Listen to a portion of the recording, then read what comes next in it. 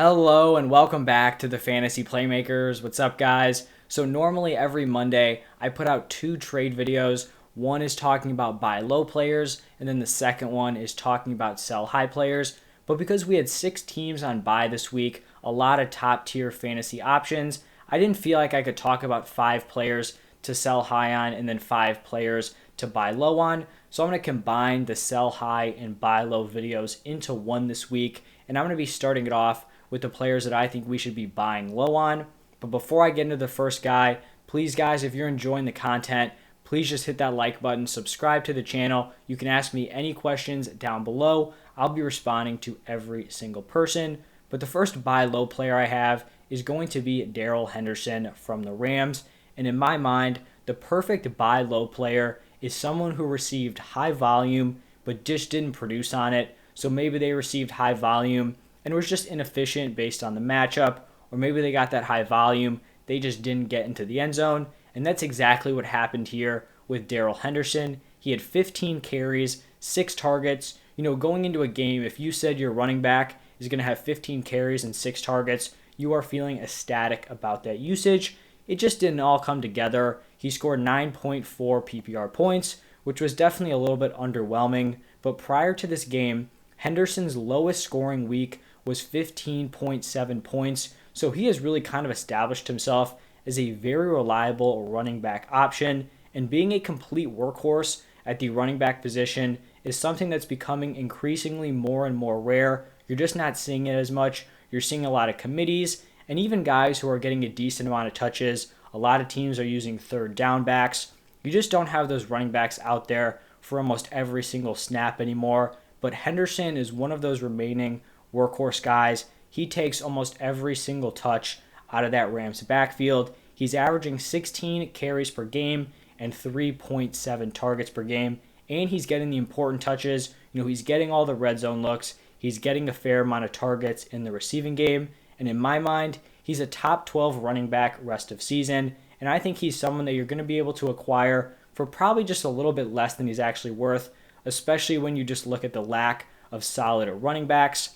Another guy who's kind of in this same range is going to be Leonard Fournette, and this isn't necessarily a buy low because he's coming off a game where he put up 17 points.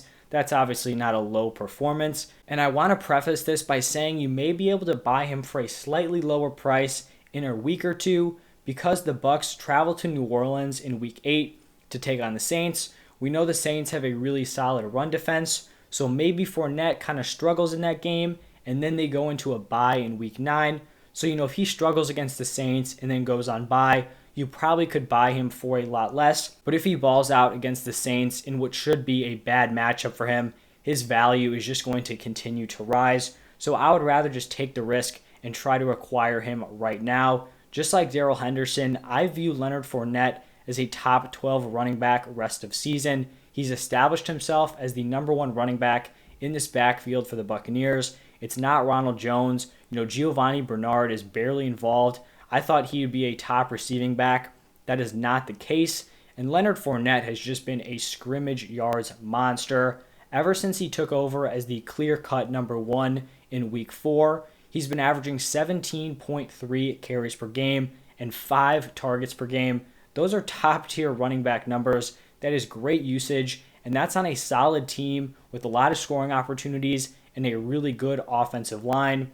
In that 4-game stretch, he's averaging 116.5 scrimmage yards per game. I kind of mentioned this with Henderson, but with the current running back landscape, there are just not a lot of running backs that you trust on a week-to-week basis. And a lot of those top guys, if you're looking at the workhorses like Alvin Kamara, Dalvin Cook, Derrick Henry, it's going to take an insane amount to kind of pry those guys off of teams. And even other guys, if you're looking at maybe a Jonathan Taylor, people in that range, if running backs were drafted in the 1st or 2nd round, people are probably going to be very hesitant to trade them. But Leonard Fournette was not one of those guys you paid a high draft price for. He was potentially going in double-digit rounds, maybe more like 8th or 9th round, but he wasn't one of these top picks. So I think if you need a running back, or you're struggling at the position, he's someone you could go out and acquire for a reasonable price without having to way overpay for someone. For the next 2 buy lows, I'm going to shift over to the wide receiver position. And the first wideout here is going to be at Calvin Ridley. He hasn't been great to start off this season. He's been solid. You look at the stat line, he's put together consistent performances, but he really just has not lived up to what people drafted him to be.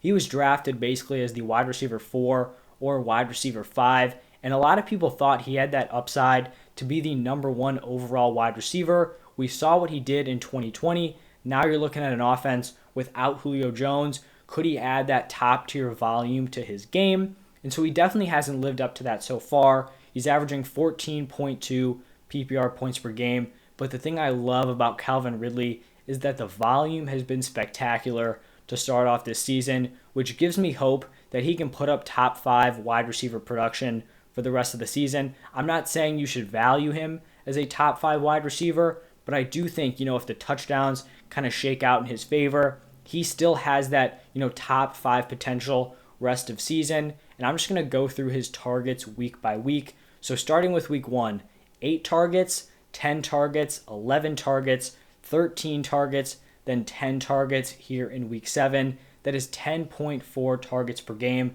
That is the volume I want to trade for. And if you're someone who's in the market for one of these high-end wide receivers, it's going to be tough to pay up for a guy like Cooper Kupp or Devontae Adams. Calvin Ridley may be the guy you can buy for a cheaper price, and he may not finish, up there with those guys, but he could potentially come close when you're looking at the rest of season production. And I'm just buying into Calvin Ridley's overall talent. I believe he is a great receiver, and so if he's going to continue to get that volume, I think he's going to eventually come through with some massive games. The second wide receiver I'm buying low on is going to be T. Higgins. He had 13.2 points here in week 7, so not necessarily a buy low. He didn't just tank this week, but it really could have been a monster game. He was targeted 15 times, so when you're looking at that 15 targets, that 13.2 points does not seem super impressive. He's averaging 8.6 targets per game this season. That is a very solid number. And he's averaging 12.5 PPR points per game. So probably not living up to where you drafted him, but still a pretty solid flex play this year. I think what you guys have to capitalize on is Jamar Chase's monster game. If people see Jamar Chase as this high-end wide receiver 1, which he potentially is, but if they see him as the clear-cut wide receiver 1 on the Bengals, they may start to devalue T. Higgins because they know he's not that stud.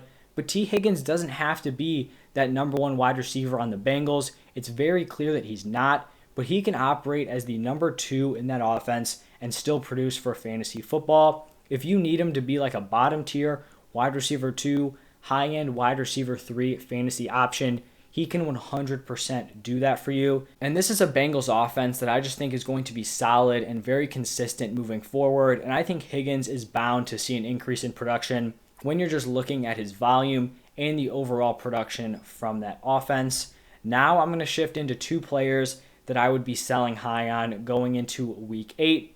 And the first one is going to be a player I talked about last week, and that is Damien Harris. He is still listed here as a sell high. And when you look at the Patriots' week 7 performance, they looked amazing. They absolutely dominated the Jets.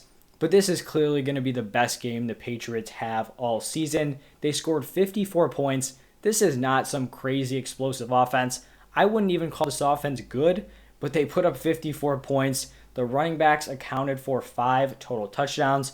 That is pretty wild. And we saw Damien Harris rush for 106 yards and 2 touchdowns on 14 carries, and then he added 2 receptions for 7 yards. That totals 25.3 PPR points. The problem I have with Damien Harris, and I talked about this last week, he is very one-dimensional. His production comes basically entirely from the run game, so you're basically banking on 100 rush yards and a touchdown. You see he did it here, but is that something you want to count on every single week? Personally, I do not. He gets almost 0 work in the receiving game, and no matter who the Patriots have on their active game day roster, they're always filtering in 2, typically even 3 running backs per game. We've seen James White, Bolden, Taylor, and Stevenson all have very specific roles in this offense where they're kind of taking away from potential Damien Harris touches, and these are valuable touches. These aren't just random carries. These are potential goal line opportunities. This is work in the receiving game. Those are the most valuable touches you can get because that's how you get into the end zone. That's how you're getting your half point PPR, your full point PPR, in terms of receptions. And Bolden or Stevenson are going to be the ones who are getting the bulk of the receiving work. That role is just not up for grabs at all. They've shown game after game they just do not want to use Damien Harris as the receiving back. And then you're going to have J.J. Taylor or Ramondre Stevenson working in on the ground, taking carries from Damien Harris. This isn't a situation where he's going to rush for like 17, 18 carries a game. He's going to be in that like 13 to 16 range, and that's just not enough volume for me to trust him getting, the necessary yardage and touchdowns to want him in my lineup as like a solid RB2 play. So I'm just not really seeing Harris's ceiling moving forward, and I think his value is only going to go down from here. So I would capitalize on his big last 2 weeks and try to move him off my roster. Maybe you're trading Damien Harris plus, a decent wide receiver for a guy like Leonard Fournette or Darrell Henderson, who I talked about earlier. Then for my final sell high, it's going to be Courtland Sutton from the Broncos, and he has balled out in Jerry Jeudy's absence. We saw Jeudy go down with that ankle injury in week 1, and in that time from week 2 to week 7, Courtland Sutton has averaged 16.9 points per game. That's like fringe wide receiver 1 production in that span, but we do know that Jerry Jeudy is set to return here in week 8, and Sutton is still going to be a productive receiver, but his ceiling is definitely going to be much, much lower with Jeudy back. And to be honest, we don't know who the clear number 1 is going to be. We could say it's Jeudy because he did look like he was the number 1 week 1, but I don't think that's necessarily fair to Sutton because that was his first game back from an ACL tear. Now Judy's coming back from what I believe was a high ankle sprain, so that number 1 role could be up in the air, but no matter who wins it, there's no way that Sutton is gaining value moving forward. He's likely not even going to be maintaining value for the foreseeable future, so I would try to move him ASAP before people kind of catch on to Jerry Jeudy's return. I don't think that was something that was super widespread, so all your league mates may not know that he is making his comeback here in week 8, so I'd try to unload him as soon as possible, marketing him as, a borderline wide receiver 1 and just a top tier asset because right now he is the wide receiver 1 for the Denver Broncos. But that is going to wrap it up for my buy low and sell high video. If you guys enjoyed the content, please hit that like button, subscribe to the channel. If you guys agree with these, let me know down below. If you disagree on a certain player, comment down below, let me know why, and we can have a nice conversation about it. But thank you guys for stopping by. If you haven't seen my waiver wire video, go check that out. But thank you guys again, and I'll see you next time.